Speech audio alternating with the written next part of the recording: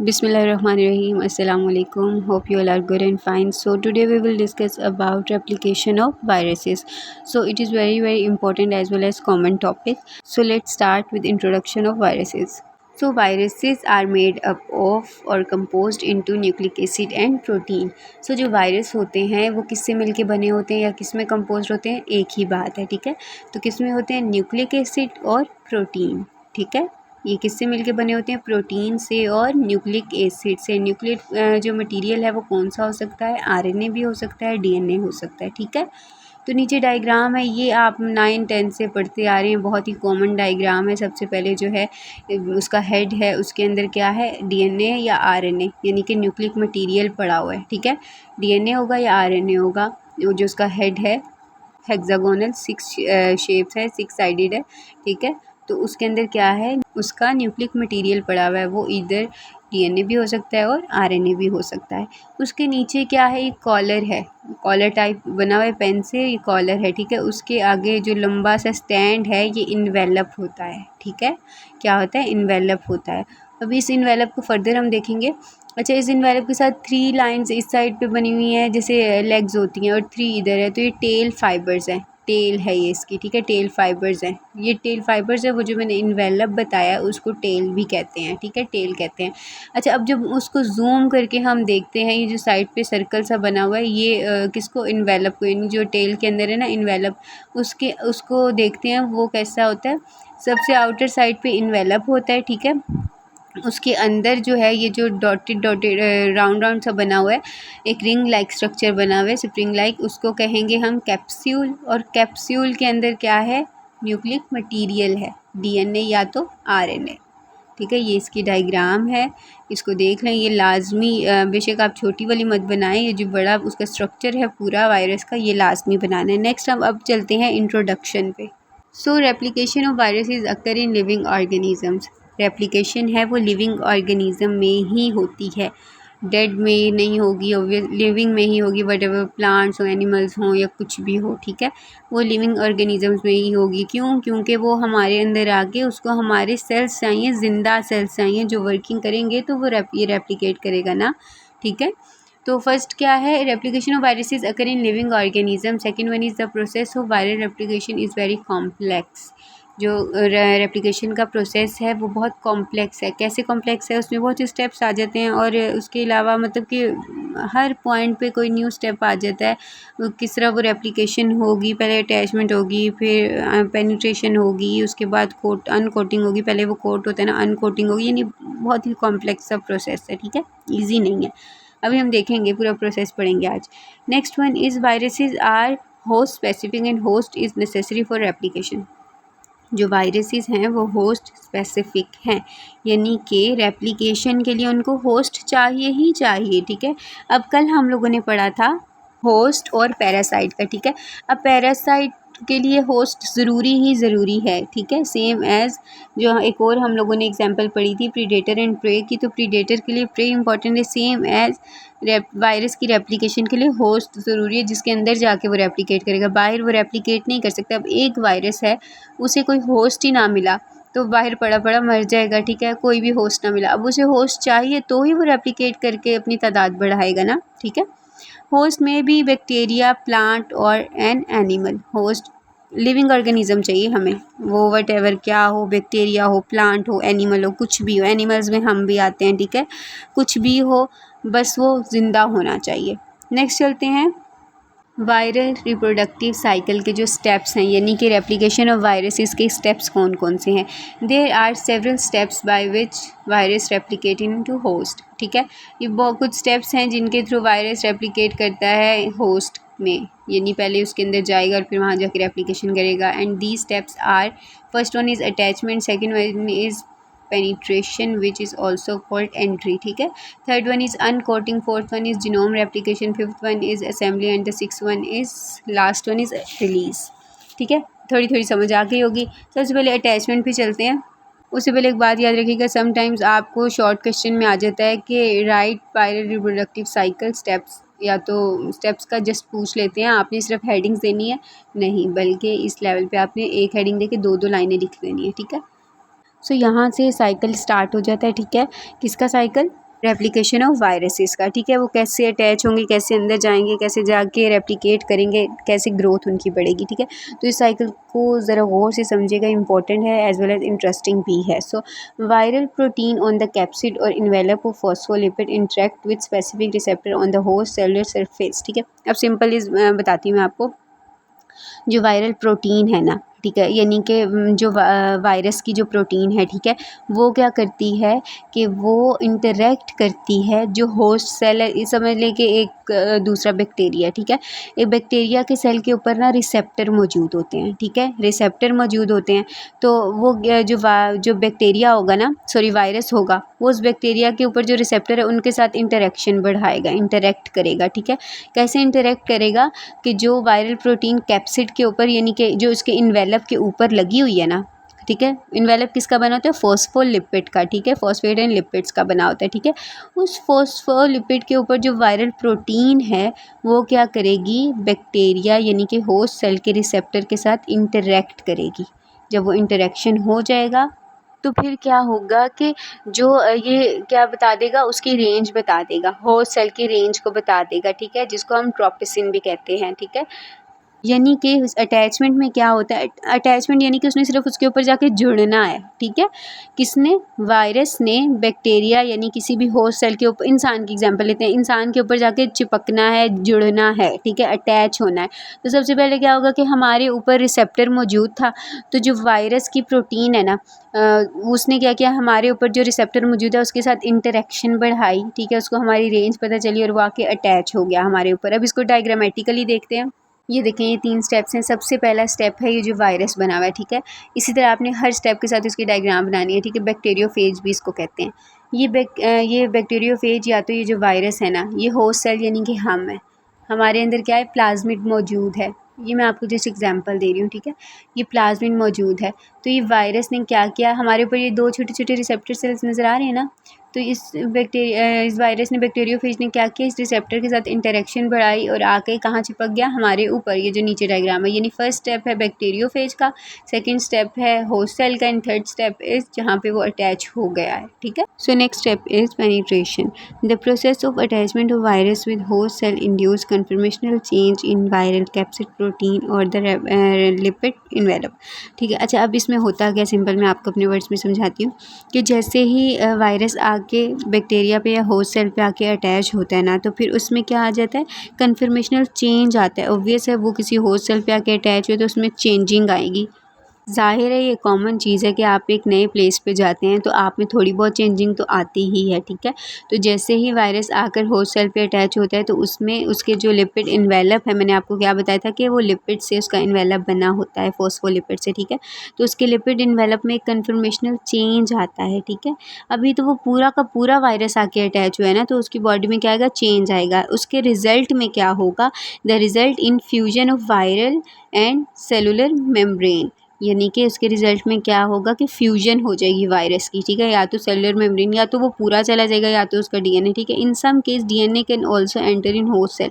सम cases में क्या होता है कि डीएनए जाता है, ठीक है, और सम केसेस में क्या होता है, पूरा का पूरा वायरस ही चला जाता है, ठीक है। पूरी बॉडी, उसका हेड, उसके मतलब जो टेल है, टेल फाइबर्स हैं, सारा कुछ चला जाता है, ठीक है। अब इसकी 2 टाइप्स होती हैं। मैंने बताया किसी में एक टाइप में ज़ाहिर चला जाएगा सिर्फ डीएनए, और एक टाइप में पूरा का पूरा वायरस चला जाएगा। तो वो टाइप्स कौन कौन सी हैं? First one is endocytosis and the second one is fusion. Endo means inside, endocytosis में क्या होगा? अंदर चला जाएगा क्या? पूरा का पूरा सेल। और फ्यूजन में क्या होगा? जस्ट फ्यूज़ हो जाएगा क्या? पेनिट्रेट हो जाएगा, फ्यूज़ हो जाएगा। क्या फ्यूज़ होगा? जस्ट उसका डीएनए, ठीक है, या आरएनए। अच्छा, यानी कि उसका न्यूक्लिक मटेरियल जो है हो जाएगा। अब नेक्स्ट इसके जो है मैं एक्सप्लेन नहीं कर रही बिल्कुल भी, जस्ट डायग्रामेटिकली एक्सप्लेन करूँगी, लिख आप लोग खुद सकते हैं, ठीक है। सो एंडोसाइटोसिस की डायग्राम देखते हैं। सबसे पहले क्या होता है? अब अटैचमेंट हो चुकी थी, ठीक है, अब पेनिट्रेशन की बारी है, ठीक है। अब अटैचमेंट हो गई है तो ये एंडोसाइटोसिस पेनिट्रेशन का एक स्टेप हम पढ़ रहे हैं। अटैच हुआ हुआ ये वायरस किसके ऊपर? होस्ट सेल के ऊपर। ये जो मार्कर से मैंने बनाया हुआ है, फर्स्ट 1 लिखा हुआ है, ठीक है, वो वाली डायग्राम देखें। मार्कर से जो बनाया है वो होस्ट सेल है, और जो ऊपर रेड कलर का है वो वायरस है। एरो के साथ आगे चले जाते हैं। सेकंड स्टेप है, ठीक है। अब यहाँ से क्या होगा, जहाँ जिस जगह पे वो अटैच हुआ था ना, वायरस की पूरी बॉडी अटैच है, वो जगह थोड़ी सी नीचे से कर्व हो रही है, ठीक है, थोड़ी सी बेंड हो रही है नीचे की साइड पे, ठीक है। ये आप लोगों ने स्टेप्स पढ़े कि पूरा का पूरा जब सेल अंदर जाता है तो जिस साइड पे अटैच होता है वो थोड़ी सी बेंड होती है, बेंड होते होते होते वहाँ से वो अंदर घुस जाता है, ठीक है। अब थर्ड स्टेप में क्या हुआ, ये थोड़ी ज़्यादा सारी बेंड होती जाएगी तो सेल जो है अंदर चला जाएगा और वापस बाहर वाली लेयर ठीक हो जाएगी। थर्ड स्टेप में देखें, वायरस चला गया अंदर, पेनिट्रेट हो गया, कंप्लीट सेल, पूरा का पूरा सेल कंप्लीट हो गया, का क्या हो गया, पेनिट्रेट हो गया, ठीक है। और आउटर लेयर जो है होस्ट की वो वापस वैसी हो गई है। ये क्या था, पेनिट्रेशन का एंडोसाइटोसिस एक स्टेप था जिसमें पूरा का पूरा सेल पेनिट्रेट होता है। सम केसेस में ऐसा होता है, ठीक है। बीच में मैंने एक एरो सा बनाया हुआ है क्योंकि एक साइकिल का एरो है ये, और डिफाइन यानी कि उसको आपने खुद डिफाइन करना है स्टेप वाइज, ठीक है, वरना बहुत लंबा लेक्चर हो जाएगा। तो डिफाइन आप लोग खुद कर सकते हैं। सिंपल आप लोगों ने डिफाइन करना है फर्स्ट स्टेप में क्या हो रहा है कि वो अटैच हुआ हुआ है। सेकंड, फर्स्ट को इतना एक्सप्लेन करने की ज़रूरत नहीं है। सेकंड में आपने बता देना कि वो साइड है वो कर्व हो रही है, बेंड हो रही है अंदर की साइड पे, ठीक है, इनर साइड पे। थर्ड स्टेप आपने हेडिंग दे के बता देना है पेनिट्रेशन या पेनिट्रेशन ऑफ कंप्लीट सेल, ये दे देना। उसमें आप कहना कि पूरा का पूरा सेल जो पेनिट्रेट होकर जो बॉडी है होस्ट की उसके अंदर चला गया और जो आउटर होस्ट लेयर है वो वापस से नॉर्मल हो गई है, ठीक हो गई है पहले जैसी, ठीक है। ये था एंडोसाइटोसिस। ये अब हम जो है एप्लीकेशन का सेकंड स्टेप ही पढ़े हैं, पेनिट्रेशन, जिसके आगे फर्दर पहली हेडिंग थी एंडोसाइटोसिस सब हेडिंग, और सेकंड है फ्यूजन। अब फ्यूजन की डायग्राम को देखते हैं। ये है फ्यूजन की डायग्राम, ठीक है, इसको भी एक्सप्लेन आप लोगों ने खुद ही करना है। अच्छा, फर्स्ट डायग्राम जो है जो फ्यूजन के लिखा हुआ है मैंने उसके नीचे, ठीक है, मार्कर से क्या था, सेल बना हुआ है, ठीक है, उसके अंदर प्लाज्मिड है, ठीक है, ऊपर वाले मैंने नहीं बनाया, उसमें मैंने पूरी डायग्राम भी नहीं बनाई भी। अच्छा, अगर प्लाज्मिड है उसके ऊपर रेड कलर का क्या है, वायरस, ठीक है। अब वायरस होस्ट सेल के ऊपर अटैच हुआ है, ये पहला स्टेप है हमारा, ठीक है। जो रेप्लिकेशन का पहला स्टेप क्या था, वायरस होस्ट सेल के ऊपर अटैच हुआ है, एरो बना हुआ है। आगे देखें, पेनिट्रेशन किसकी हो रही है, डीएनए की पेनिट्रेशन हो रही है, ठीक है। सेकंड स्टेप है ये पेनिट्रेशन, यहाँ से स्टार्ट हो गई कि क्या होगा, सिंपल उसके हेड से लेके ना उसकी टेल से गुजरता हुआ डीएनए कहाँ आ जाएगा, बॉडी के अंदर आ जाएगा। अंदर आके थर्ड स्टेप मैंने नहीं बनाया, इसमें सिंपल क्या होगा, डीएनए बनाना है आप लोगों ने, ठीक है। फोर्थ स्टेप में क्या होगा, वो अपनी पूरी, ये आगे मैं आपको पढ़ा दूंगी, बस आपने पहला और दूसरी दो डायग्राम्स देखनी है कि पहले में वो अटैच हुआ था, सेकंड में पेनिट्रेशन जस्ट किसकी हुई, डीएनए की।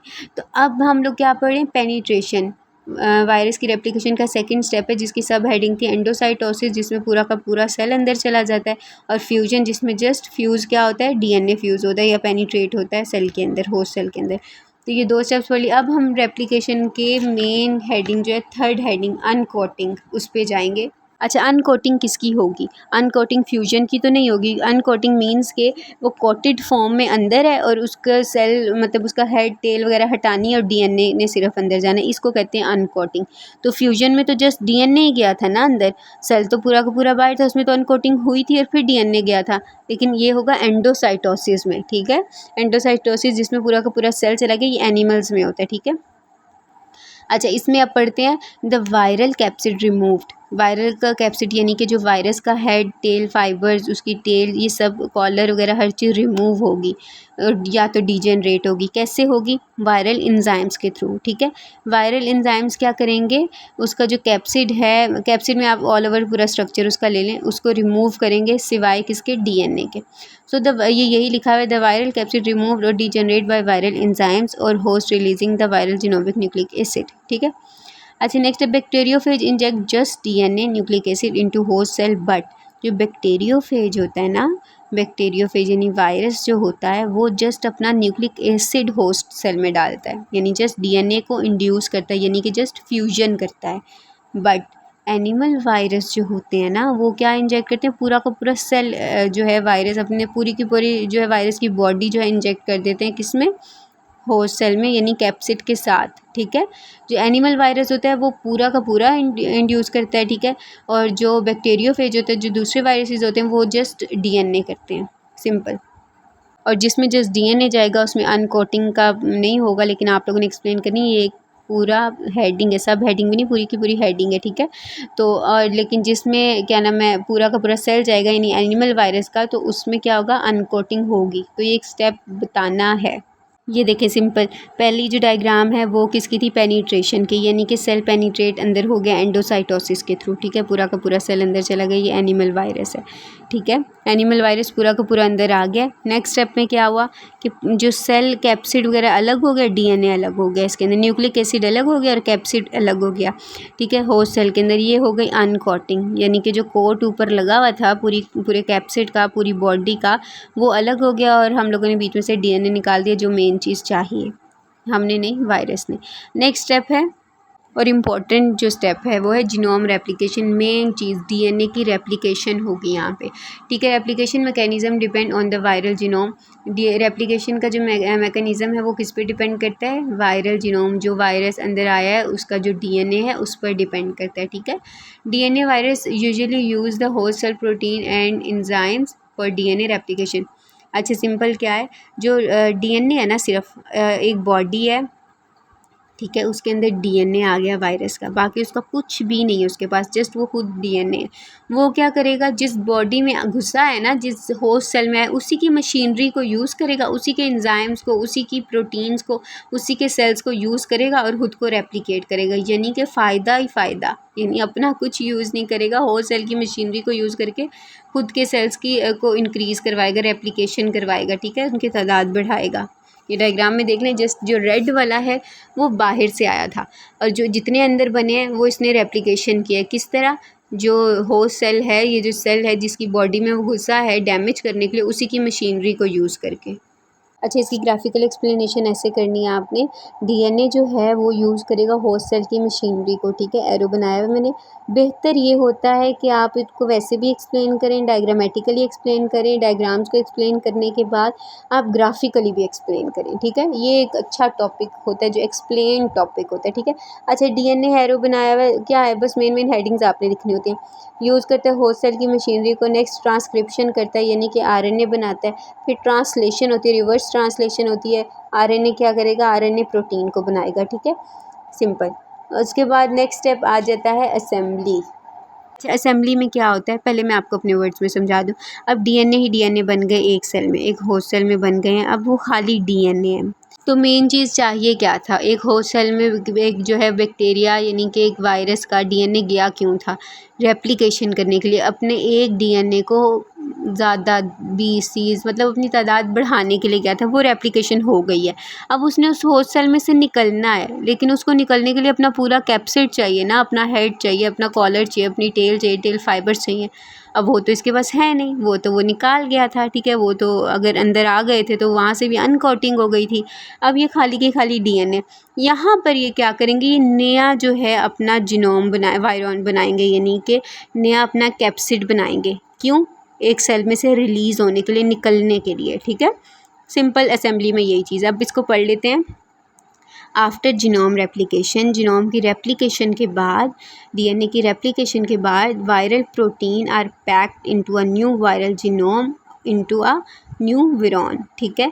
जो वायरल प्रोटीन्स होंगी वो पैक हो जाएंगी और क्या बना देंगी, एक न्यू कैप्सिड बना देंगी, न्यू विरॉन बना देंगी, ठीक है, and ready to release from host cell, और डीएनए उसके अंदर चला जाएगा कैप्सिड में, और अब ये रेडी हो जाएंगे इस सेल में से निकलने के लिए, ठीक है। अब समझ आई, डायग्राम में देख लें, सबसे पहले डीएनए नेक्स्ट स्टेप में उसने क्या किया है, जो प्रोटीन है, वायरल प्रोटीन, वो पैक्ड हो गई है किसमें, न्यू वायरल जीनोम में, ठीक है, और ये हेड वगैरह बन गए, डीएनए उसके अंदर आ गए हैं, ठीक है। अब क्या हो गया कि रेडी हो गए हैं, यानी कि डीएनए जो है वो अपने कैप्सिड में आ गया है, हर डीएनए, ठीक है, इसको म्यूटेशन भी कहते हैं, और अब ये रेडी हैं इस सेल से निकलने के लिए, ठीक है। अब क्या है, वायरॉन के रिलीज़ होने का टाइम आ गया है। अब उसके भी आगे 2 स्टेप्स हैं, यानी कि अब पूरा का पूरा एक वायरस हमने अंदर डाला था एक बॉडी में, एक सेल के अंदर एक वायरस डाला था, अब वो एक के बजाय 20 निकलने लगे हैं पूरे वायरस, यानी कि यार कितना कितना कितना नुकसान होने वाला है, ठीक है, किसी अच्छे खासे इंसान को मार सकते हैं ये।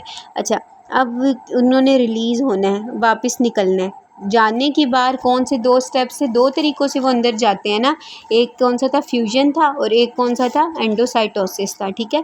अब निकलते हुए भी उनको 2 तरह से वो निकल सकते हैं, ठीक है, एक है बडिंग और एक है लाइसिस, ठीक है। इन 2 तरीक़ों से वो एक सेल से बाहर निकल सकते हैं। First step is budding and the second step is lysis. Lysis occur in bacteriophage virus, यानी कि लाइसिस किस में होती है, बैक्टीरियोफेज वायरस। बैक्टीरियोफेज वायरस में एंडोसाइटोसिस नहीं हुई थी बल्कि फ्यूजन हुई थी। तो जिस सेल में फ्यूजन होगी उसी सेल में लाइसिस होगी, ठीक है। यानी जिस सेल में जस्ट डीएनए इंड्यूस हुआ था उसमें क्या होगा, उसमें लाइसिस होगी। So lysis occur in bacteriophage virus in which in host cell thousands of viruses form and build pressure on host cell. Due to pressure host cell become burst. अच्छा, अब इसमें क्या होता है कि कितने ज़्यादा सेल, थाउजेंड्स ऑफ, मैंने 10-20 की एग्जांपल दी, थाउजेंड्स ऑफ हैं, ठीक है। तो thousand of cells, thousands of viruses बन गए हैं किसके अंदर, एक सेल के अंदर, और वो प्रेशर लगा रहे हैं बाहर निकलने के लिए। हर तरफ से प्रेशर, जो ऊपर है ऊपर की तरफ, जो नीचे है नीचे की तरफ प्रेशर लगा रहा है, हर तरफ प्रेशर लग रहा है। और क्या होगा कि वो सेल फट जाएगा, लाइसिस हो जाएगी, फट जाएगा और सारे के सारे बाहर आ जाएंगे, ठीक है। यानी एक बैलून है, उसमें हवा भरते जाएं भरते जाएं भरते जाएं, वो अंदर जो एयर के जो मॉलिक्यूल्स हैं वो भी प्रेशर लगाएंगे, बैलून फट जाता है ना, सेम एज सारी हवा बाहर आ जाती है। इसी तरह एक सेल के अंदर जितने बैक्टीरियोफेज बने थे वो क्या होंगे, वो प्रेशर लगाएंगे उस सेल के ऊपर, होस्ट सेल के ऊपर, वो फट जाएगा और सारे के सारे बाहर आ जाएंगे, ठीक है। अब इसको डायग्रामेटिकली और ग्राफिकली देखते हैं। सो थाउजेंड्स ऑफ वायरसेस बने हुए हैं, ठीक है। Build pressure on host cell, जिस सेल के अंदर बने हैं उस पर उन्होंने क्या लगाया, प्रेशर लगाया है। देन क्या है, होस्ट सेल क्या ब्रस्ट हो गया, यानी होस्ट सेल फट गया और वायरसेस रिलीज हो गए। ये ग्राफिकल एक्सप्लेनेशन है। और डायग्रामेटिकली इसकी दो ही डायग्राम्स हैं। पहली डायग्राम, इससे पहले भी आप तीसरी भी बना सकते हैं, पहली में आप बना सकते हैं जस्ट एक सेल और उसके अंदर वायरसेस, ठीक है, जो कि हमने लास्ट में पढ़ा हुआ है, ठीक है, लास्ट में बनी हुई थी। अच्छा, ये बनी हुई है, इसके ऊपर एग्जैक्ट प्रेशर लगाएंगे, ये जो एरो बने हुए हैं ये हर वायरस अपनी तरफ से अपनी लोकेशन पे प्रेशर लगा रहे हैं अपनी वॉल पे, ठीक है, होस्ट सेल की, जिसकी वजह से क्या होगा, होस्ट सेल बर्स्ट हो जाएगा, फट जाएगा और सारे के सारे बैक्टीरियोफेज वहाँ से निकल जाएंगे। ये किस में होता है, बैक्टीरियोफेज वायरस में ये स्टेप होता है, ठीक है। और बैक्टीरियोफेज वायरस में क्या हुआ था, पेनिट्रेशन की बार इसमें फ्यूजन हुई थी, यानी जस्ट डीएनए अंदर गया था, ठीक है। अब हम नेक्स्ट पे आते हैं बडिंग। सो बडिंग किस में होगी, बडिंग होगी एनिमल सेल में। एनिमल सेल में क्या हुआ था, एंडोसाइटोसिस हुई थी, पूरा का पूरा सेल जो था वो क्या हुआ था, अंदर आ गया था, ठीक है। और अंदर और जस्ट इसमें फ्यूजन नहीं हुई थी कि एनिमल सेल में बडिंग होती है और एनिमल सेल में ही एंडोसाइटोसिस होती है। अंदर जाने के बाद एंडोसाइटोसिस होगी, बाहर आने की दफ़ा बडिंग होगी। और जो दूसरे हैं बैक्टीरियोफेजेस हैं उसमें पेनिट्रेशन की बार फ्यूजन होगी और बाहर आने की बार लाइसिस होगा, ठीक है। अच्छा, बडिंग में आपको पता है बर्ड बन जाती है और सेल बाहर आ जाते हैं, simple. In budding viruses rolled around animal cells membrane, यानी एनिमल सेल मेम्ब्रेन जो होस्ट सेल है उसके अराउंड क्या होगा, रोल हो जाएंगे and release in the form of cell. यानी क्या होगा कि एक, अब कैक्टस देखते हैं, कैक्टस आपने देखा हुआ है, उसके साइड पे 1 2 3 बने होते हैं, एक बड़ा सा होता है, 2 साइड्स पे होते हैं, उस साइड पे छोटी छोटी बर्ड्स होते हैं, ठीक है। तो ये आलू की मिसाल ले लेते हैं। जैसे ये देखें, आलू के ऊपर छोटे छोटे आलू और हैं, यानी कि इस पोटैटो के ऊपर छोटी छोटी बर्ड्स बनी हुई हैं, ये होते हैं बडिंग। अब मैं बडिंग आपने पढ़ा होगा क्या होता है, एक जिस तरह आलू है इसके ऊपर छोटा सा आलू उग जाता है, हम इससे पहले इसको काट देते हैं, लेकिन छोटा सा आलू होता है वो आहिस्ता आहिस्ता आहिस्ता आहिस्ता बड़ा होता जाता है, एक और इसके साथ जुड़ा ही होता है, ठीक है। ये छोटा है ना, यहाँ पे ये बड़ा होता जाएगा होता जाएगा होता जाएगा, फिर ये इतना बड़ा हो जाएगा और फिर ये इससे अलग हो जाएगा और दूसरा सेल बन जाएगा, यानी दूसरा आलू बन जाएगा, सेम एज ये सेल है जिस तरह। अब ये बडिंग का पूरा प्रोसीजर है, मैं यहाँ वो नहीं बता रही आपको, यहाँ पे मैं समझा देती हूँ, ठीक है। बडिंग में क्या हो गया, ये आउटर लेयर थी, ठीक है, वायरस की। वायरस ने क्या किया, होस्ट सेल के साइड पे क्या रोल्ड हो गए, यानी कि उधर चले गए और वहाँ पे देखो छोटी छोटी सी स्वेलिंग हो जाएगी, ठीक है, छोटी छोटी से। अब एक वो सीधी लेयर थी, जगह जगह से थोड़ी थोड़ी स्वेल होगी, वो थोड़ी बड़ी बड़ी होते होते होते वो पूरा ही अलग हो गया। जैसे मैंने आलू की मिसाल दी, ठीक है, ये पूरा बडिंग का प्रोसेस है। अब वो मैं अगर किसी को नहीं पता तो मुझसे पूछ लीजिएगा, मैं नेक्स्ट बता दूँगी, ठीक है। तो इस तरह क्या होगा कि पूरे सेल्स जो हैं वो अलग हो जाएंगे, वो थोड़ी थोड़ी स्वेलिंग हुई थी, बड़े होते होते नेक्स्ट स्टेप में देखें वो पूरे ही अपने जो है कैप्सिड लेके चले गए। ये है किस में होगी, बडिंग में। इतना सा टॉपिक था, बहुत ही इंटरेस्टिंग, बहुत ही मज़े का और बहुत ही पुराना है, 9th-10th से है, ठीक है। इसमें हुआ क्या था, सिंपल इंट्रोडक्शन के बाद मैं सिर्फ साइकिल बता रही हूँ। सबसे पहले अटैचमेंट हुई थी, ठीक है। अटैचमेंट सिंपल जाके क्या होता है कि जो उसके ऊपर लगे हुए थे होस्ट सेल के ऊपर सेप्टर सेल्स लगे हुए थे, उससे इंटरेक्शन की और जाके अटैच हो गया, ठीक है। कौन अटैच हो गया, वायरस होस्ट सेल के ऊपर। अब पेनिट्रेशन के 2 स्टेप थे, एंडोसाइटोसिस और फ्यूजन थी। एंडोसाइटोसिस किस में होती है, एनिमल सेल में होती है, ठीक है। और जो फ्यूजन है वो किस में होगी, वो बैक्टीरियोफेज में होगी। उसके बाद अनकोटिंग होगी, अनकोटिंग के बाद जीनोम रेप्लिकेशन होगी, रेप्लिकेशन के बाद असेंबली होगी, असेंबली के बाद विरॉन जो है वो रिलीज़ होगा। रिलीज़ कैसे होगा, 2 स्टेप से होगा। जो एनिमल सेल था यानी कि जिसमें फ्यूजन हुई है इसमें लाइसिस हुई है, और जिसमें एंडोसाइटोसिस हुई थी इसमें बर्डिंग हुई है। यानी एनिमल सेल में क्या होगी, बर्डिंग होगी, और बैक्टीरियोफेज में लाइसिस होगी, और सेल्स बाहर निकल जाएंगे, किसी में ब्रस्ट हो जाएगा और किसी में बर्डिंग हो जाएगी। सिंपल। आज का टॉपिक बहुत इंटरेस्टिंग और मज़े का था। इंटरेस्टिंग इस लिहाज से था कि एक साइकिल था, ठीक है। इसको समझा जाता है और तो उसी तरह जल्दी समझ भी आ जाता है और इंटरेस्टिंग भी लगता है, बंदा बोर नहीं होता, ठीक है। तो इस टॉपिक में अगर फिर किसी को समझ नहीं है, मैंने बहुत एक्सप्लेन किया, लेकिन अगर समझ नहीं आई तो मुझसे पूछ लीजिएगा, मैं अगेन एक्सप्लेन कर दूँगी as usually. And second thing, budding का अगर किसी ने कॉन्सेप्ट समझना है तो वो मुझे वो भी बता दें, मैं वो भी समझा दूँगी। और कोई डिज़ायरेबल टॉपिक हो तो मुझसे पूछ लीजिएगा, मैं इस पे नेक्स्ट लेक्चर अपलोड कर दूँगी। दुआ में याद रखिएगा और वीडियो को लाइक शेयर सब्सक्राइब किया करें, ठीक है। दुआ में याद रखिएगा। जज़ाकल्लाह खैर।